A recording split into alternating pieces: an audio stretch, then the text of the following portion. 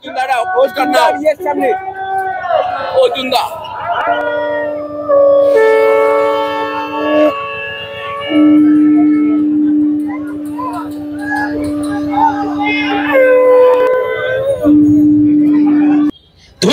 তৃণমূলের chairman Inzamam, ধুলিয়ানের town Trinamool সভাপতি councillor Mehboob Alam, শামসেরগঞ্জের MLA Amirul Islam.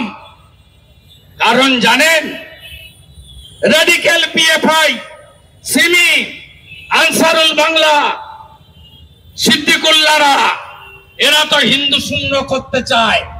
কদিন আগে বিধানসভায় সিদ্দিকুল্লাহ বলেনি হাম দো হামারা দো, এটা তোমাদের স্লোগান, মানে হিন্দুদের।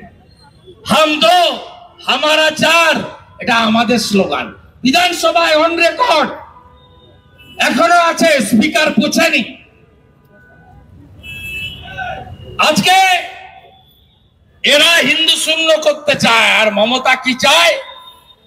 মোথাবাড়ি হেরেছি 48,000-এ, ফরাক্কা হেরেছি, শামসেরগঞ্জ হেরেছি, 33% মুসলমান ভোট, সব ভোট নেব, আসতে হবে 26-এ, 4 বার মুখ্যমন্ত্রী হতে হবে, নইলে আমার আলালের দুলালও জেলে যাবে, আমাকেও জেল কাটতে হবে, নইলে কালীঘাটে মন্দিরের সামনে থালা নিয়ে বসতে হবে। তাই মমতা ব্যানার্জি উনি এই 33% এক করতে চান। প্রশ্ন করি, হরগোবিন্দ দাস, চন্দন দাসের সঙ্গে ওয়াকফের কি সম্পর্ক? ওয়াকফের বিলের কি সম্পর্ক?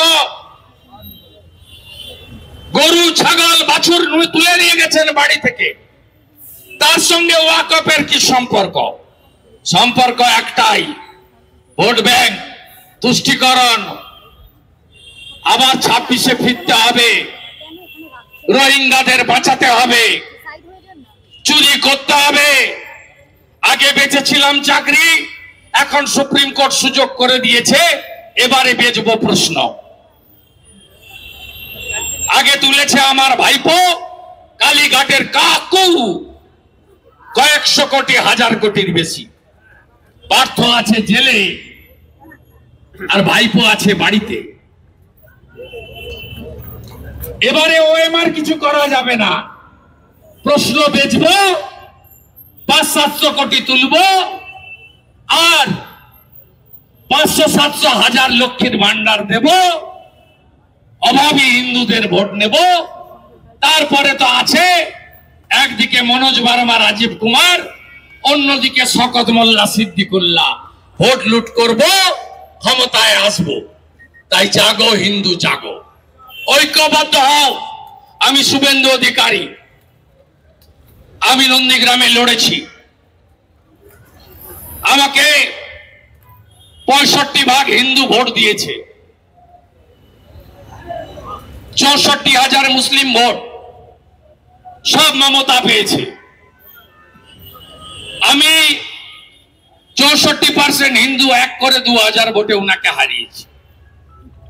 এখন 72% হিন্দু এক হয়েছে, তাই অভিজিৎ গাঙ্গুলি 8000 ভোট লিড পেয়েছে। আমি আপনাদের কাছেও বলে যেতে চাই, ঐক্যবদ্ধ করুন সমস্ত এলাকার হিন্দুদের। এই লড়াই টিকে থাকার লড়াই নয়, অস্তিত্ব রক্ষার লড়াই।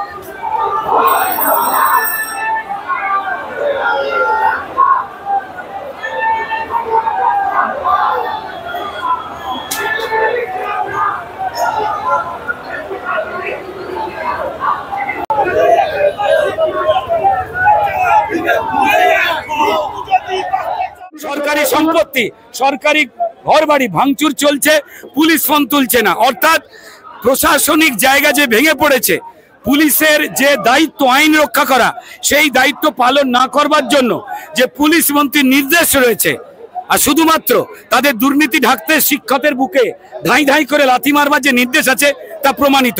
এ আমরা বারবার দেখেছি, কিন্তু এর মতো ভয়ঙ্কর ঘটনা আর ঘটেনি। তাই হিন্দুদের এক হতে হবে নিজেদের মানবিক অধিকার রক্ষা করবার জন্য, ভারতবর্ষের সংবিধানকে যাতে শক্তিশালী রাখা যায় সেইটার জন্য। ওয়াকফ আইনের সঙ্গে হিন্দুদের কোনো যোগাযোগ ছিল না, কোনো কিছু ছিল না। সারা ভারতবর্ষে সব থেকে বেশি রয়েছে মুসলমানরা ইউপিতে বা ভারতবর্ষের অন্যান্য রাজ্যে। কোথাও ওয়াকফের বিরুদ্ধে যদি কোনো কিছু বলবার থাকে, সেই আন্দোলন করতে গিয়ে হিন্দুদের মেরেছে বা খুন করেছে এবং পুলিশ হাত বসে বসে সেটা করতে দিচ্ছে। কোথাও হয়েছে পরিকল্পিত পুলিশি সাহায্যে এই 2 নম্বরই ঘটনা ঘটেছে।